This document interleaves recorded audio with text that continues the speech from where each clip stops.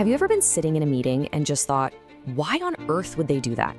Yeah, you're not alone. The workplace today is this incredible mix of generations, and sometimes, let's be honest, it feels like we're all speaking completely different languages. But what if all that friction, what if it isn't a problem we need to solve, but actually a strength we can unlock?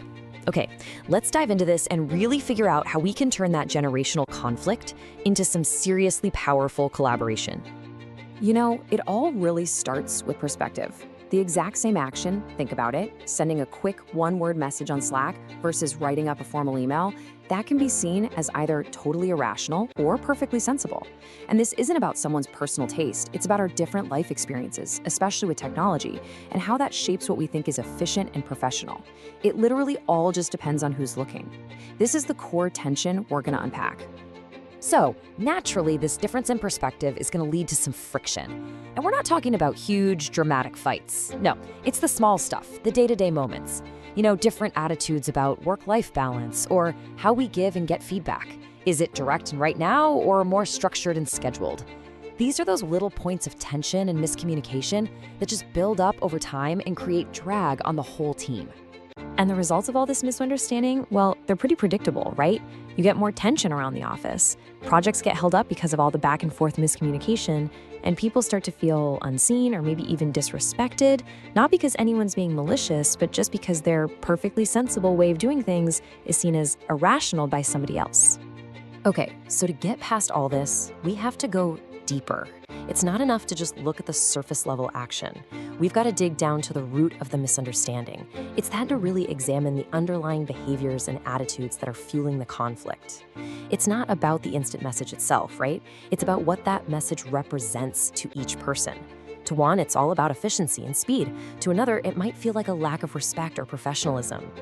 This quote right here gets to the absolute heart of the matter. This whole thing is not a battle of right versus wrong. It's just a clash of different but equally valid ways of seeing the world. The moment we can accept that what seems completely irrational to us makes perfect sense to someone else based on their experiences, well, that's when everything starts to change.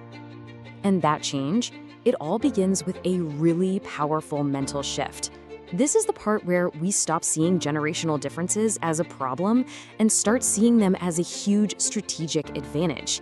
It's all about reframing those differences, turning them from obstacles into incredible opportunities. So the old view, which is kind of our default reaction, is to see these different behaviors as roadblocks. You know the thinking, their communication style is just too slow, or their need for constant feedback is a distraction.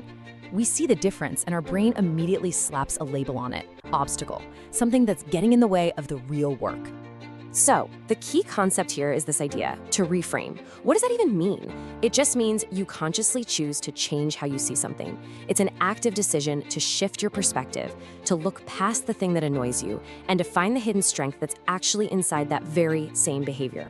This is where we want to get, the new view, where these different behaviors are actually strengths, just in disguise. That slow communication style, maybe it's actually thoroughness and a real commitment to detail. That need for feedback? Well, perhaps it's a drive for constant improvement and amazing collaboration. See the shift?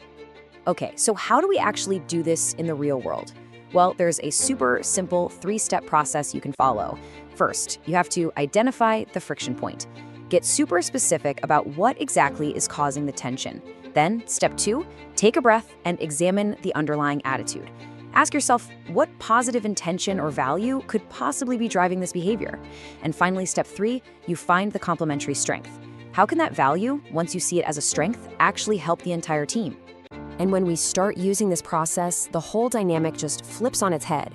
We move away from that state of constant low-grade conflict, and we start unlocking the incredible power that comes from mashing up all these complementary differences.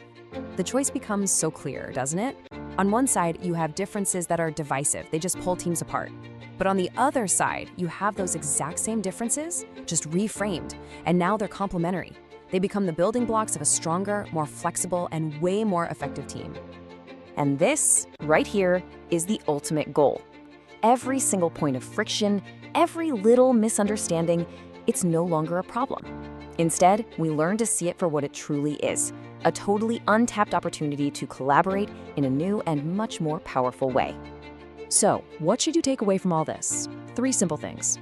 First, just accept that workplace friction almost always comes from different but equally valid perspectives. Second, actively practice reframing those behaviors you find tricky. Look for the strength behind the obstacle.